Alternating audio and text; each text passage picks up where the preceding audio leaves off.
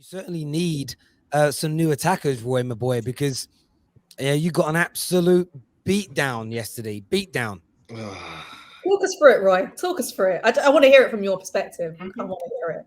Can I start with the transfer news? I don't know if I'm ready to get into this. Start with the Aubameyang first. Start with the Aubameyang first. You know, there's not even much to say about him. I want to keep it short. I don't want him. I really don't want him. I hope he proves me wrong. Like every player who joins a club, like if he joins, I'm going to wish the best for him and I'll root for him. But I want to dive in Tony. I think he suits us way more. I think long term it's a better investment. His wages will be a lot less than what we would pay Aubameyang, and I think it'll be a much better deal. But this is Tuchel's guy. He's worked with him before. Bowley said, "You give me the player, and I'll get you them." So evidently, he's seen something that makes him think, "Okay, cool, he's perfect for my system." And if it doesn't work, then I'm gonna think, like, what's going on? Like, you had our first three signings are all hits, and now this one who doesn't really have many positives on paper, considering we don't create a lot of chances. So what's a bagsman going to do with limited service? I don't think he suits us very well, but it looks like we're going to sign him, and I'll root for when he comes, but it really doesn't get me off my seat. And then, oh gosh. Go on, Roy. Go on. Into the game. I don't even know where to start. I'll just start from the lineup. The lineup was wrong. I saw from the moment I heard rumors that Gallagher was going to start in midfield, I knew it was a disaster waiting to happen. He's not a pivot player at all. He's a high pressing 8. He can't do that in a pivot because he leaves someone who isn't particularly athletic and good at covering larger spaces behind him in Jorginho. So that pair was a disaster waiting to happen. And anyone who's seen my tweets on Gallagher, I've already said it as respectfully as possible. He's not a Chelsea level player. He's not good enough for us.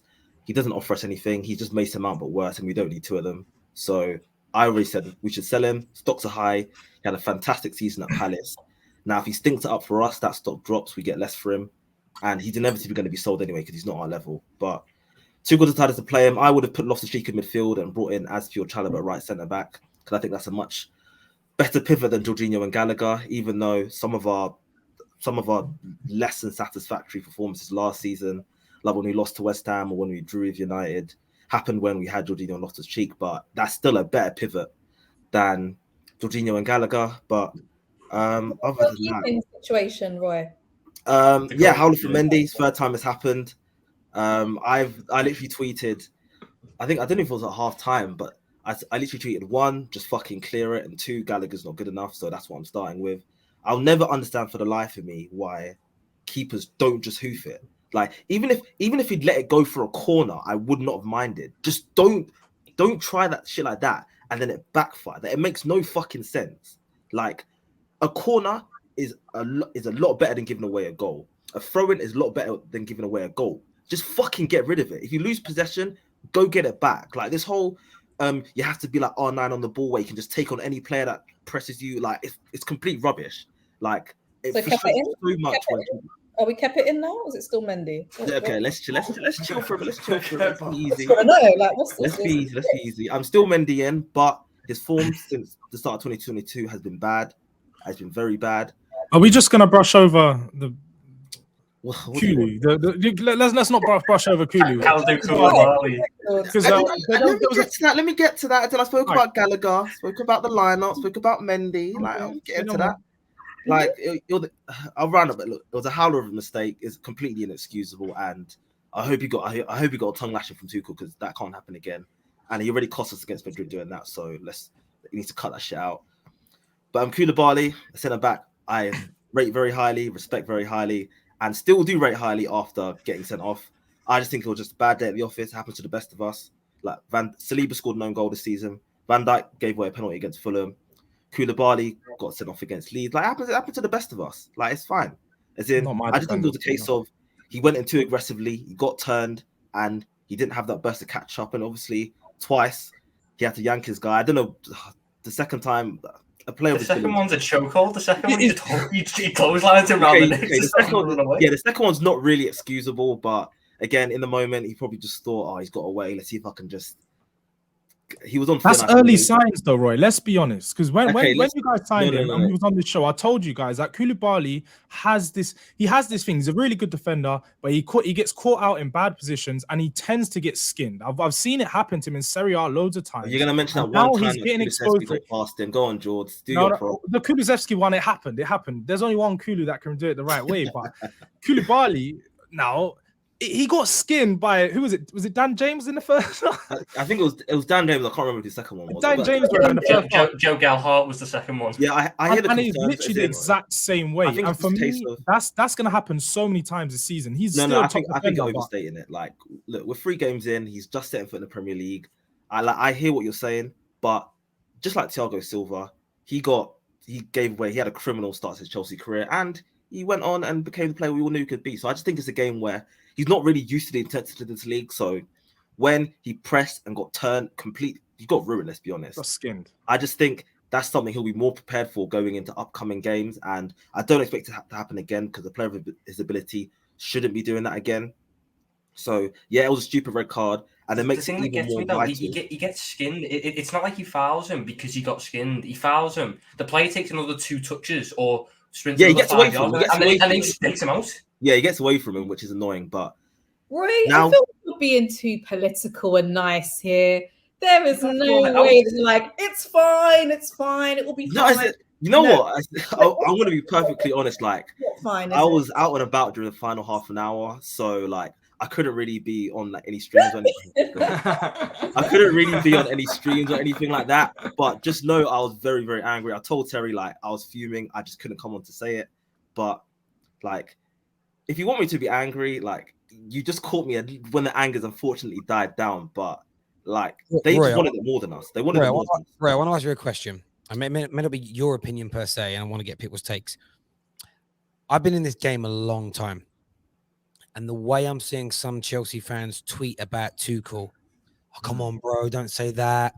Oh, you're really starting to get on me now. Oh, this is grating. I don't think Chelsea are that many more poor results away from hashtag Tuchel out picking up. That's just how it feels. Someone, again, I've been in the social media game long enough to sense that the people tweet like the criticism's there, but they kind of end it or begin it with, "Bro, I love you, but." Do you get what I mean? Like, I love you. You know, when someone says, "I'm not racist," and then they proceed to say something racist. Like, you know, when people are like, I love Tuchel, but, and then they just rip into him. I feel like Tuchel out is on the horizon for some Chelsea fans. Like, how do you see it as a like the way our fan base is built and what Roman did for us is that we're very impatient and we always want to win now. So when shit starts to hit the fan slightly, everyone's like, "Oh, get rid of the manager. Like he can't do anything. Get someone else into the." And over the last 19 years, since when Roman took over, like it's been effective. I can't lie. Like it got us 19 trophies, won everything, league titles, champs, FA Cups, all the rest of it. But in an era now where in this league, Pep is in his 6th year, Klopp is in his 7th year, this whole hire and fire shit will not work. It can't work. You can't bring in a manager and say, "Okay, this is Chelsea. We want you to win now. So we're going to give you a few players and you have to get 95 points, beat Pep, beat Klopp, go far in the champs, pick up a domestic trophy." Like that's complete rubbish. So I think it's very reactionary, impulsive if people are too clout. I'm personally not. But I think it's a case of what we're used to over the years and just a lack of patience in our fan base, which has been an issue for ages. Because sacking Tuchel, I don't really think it doesn't really do much, to be honest, because the next manager is going to have these same players who have previous managers haven't really been able to get a tune out of. And the managerial market is pretty dry now. It's pretty dry right now because all the best managers are either in this league, in another league, or getting ready for the World Cup. So I get that. Rivals? I want to ask rivals now because you've been very good, kind of play them up still. George, what do you make of Chelsea's performance at the weekend? Is this what we're going to see more of, or was it just a blip? I do think it was just a blip. The one thing that I'm more worried about is those types of performances, especially at this point in the window, it wakes the owners up. It's going to wake Bowley up, and he's going to be like, "All right, look, this is a bad result," and they're going to start panicking. And I just see Chelsea going out there and starting to just pay the money that team needs for the players that they want, because they're going to start panic buying. The result in itself is obviously very poor. The performance was really bad. And as I was saying, Koulibaly's performance it left for me.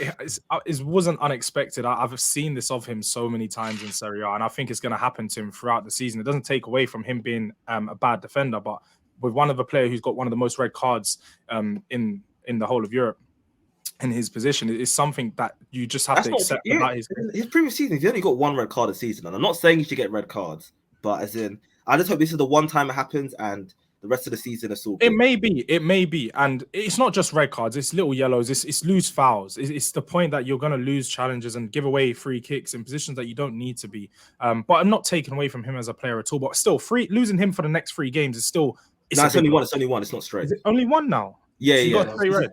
A second. It was a second yellow. Sorry, my mind's so gone right now. So either way, I'm more worried about them going out to do the business in the transfer window. But on what you was talking about, Tuchel, I think he's gonna have to start stepping it up, and I think it's only right that the fans will put the pressure on him. If he's getting all the players that he wants, they're spending all the money that they need to back him.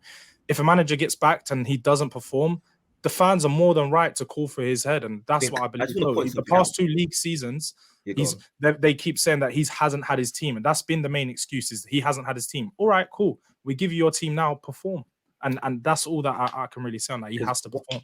One thing that's, I'm not Tuchel out yet, but there are a few red flags which are making me look at him a bit funny, because he watched that midfield pivot who stunk up the joint, as most people predicted they would. He also has an injured Kante and Kovacic who are now injury-prone players. Like, they're both crocs. Let's keep it a buck. And I don't know if this is PR to maybe stop prices from inflating, but he said he doesn't want to sign a new midfielder and he's happy with the options we've got, which I think is complete bullshit. As in, our midfield needs work, because we've got one natural defensive midfielder in Jorginho who gets overrun every season, and if you're going to overplay a player who naturally lacks athleticism anyway, it's only going to lead to disaster upon disaster. So not wanting a DM, or not even targeting a DM, as far as I know right now, I think is a very, very unwise decision.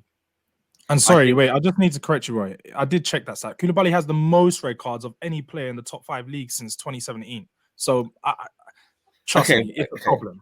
In the league, I saw it was 1 a season, but if that's available true, in 10 days, if he doesn't get registered, you might be able to redeem yourself. You know what? I'm not even against it at this point, but like him saying in this press conference after that he doesn't see midfielders as a problem, I think is a big red flag.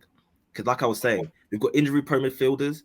They're either injury-prone, they're either not good enough, or in Jorginho's case, they don't have any competition, so they're getting overplayed. And a player of his physique, that can't happen, because we've already seen how he can be liable in transition. If we're going to be overplaying him, it's going to get worse and worse and worse. So I personally think we need the DM, whether it's a first choice or a rotation option. I don't care too tough. And the second one, we need a reliable first team quality central midfielder, because Kante and Kova first team quality, great, but they're not reliable. We're game week 3 and both of them are injured. In a team where we play a 2-man midfield, we've got our first 2 central choice. We've got a first choice central midfielders injured, which is already disaster waiting to happen, because as we all know, that's where football's won and lost. And these attackers, like, I'm sorry, Tommy, I love you, but this whole not getting a tune out of them, I'm not trying to hear it anymore, man. Like, it's not 18 months and only Mount can break 10 goals. Like, I get, okay, you know what? Their profiles might be a bit off, or like the finishing might not be great, but like, you must be able to get something out of these. So you lot don't use one as a scapegoat now. Yeah, I'm not even gonna. I can't even scapegoat them because they're not fucking hearing. Sorry, I can't speak too loud. Let me ask a question though. So you're like backing Tuchel, don't want him gone, but then at the same time you're saying 18 months. It's clearly your fault. We can't attack. Whoa! I didn't say that. I said there hasn't been any improvements, and that's on him personally, because so it's his fault. The coaching and the system, and it's on the players for poor finishing and bad decision making in the final third. But 18 months and he hasn't been able to improve it. Based on your opinion, like, how can he improve on that? That's him as a manager. He's not going to get any better now as a manager, is he? Well, no. Whether it requires a system change or coaching more patterns in training, or I don't know, but I refuse to believe he's squeezed this lemon dry. I refuse to believe. I'm sorry. A manager who I rate this highly should be able to get more out of them. He's tried different types of strikers though as well. Look, he couldn't get a tune out Lukaku. The He's thing struggling is, to get a tune out of Havertz. He couldn't get a tune with out our of Werner. attack, the issue with our attack is, firstly, the creativity stinks. As in, the creativity stats for this team since over the last couple of seasons have been shit because we haven't signed a top class creator since Hazard left, and having him there was also masking the fact that everybody else was shit, and we were relying on him to bail us out every week. So the fact that we don't have a single player who I can say, you know what, that's a top class creator, and he's our best creator, and he creates, like, he can consistently create chances for us, is already a concern. And then when you've got wingers who struggle to beat their man, who aren't really explosive, apart from Sterling, who he's managed to partly rectify, then it's already a recipe for disaster. Because, like I said, a bagsman will never ever thrive in a team which doesn't give him service. Like, it makes no sense. As in, even last year, not a single one of our attackers, not a single one, managed to accrue 10 XG across 38 games. That is unacceptable. I'm sorry. Because I look at Salah, I look at Kane, I look at all these other top class attackers, and they're getting 15, 17, 20 XG and they're converting. But the fact that ours can't even reach 10, I'm looking at Tuchel because you got to be able to coach more. And I'm looking at the players because you've got to be able to fucking at least finish what you do, mate, even if it is little. So a lot of issues to fix before the transfer window closes, man. I hear you on that. Just before we go back to Please Chelsea, stop smirking like that, man. It's actually getting on my nerves. I'm just here living, listening to what everyone's saying. I don't know. guys, we've got some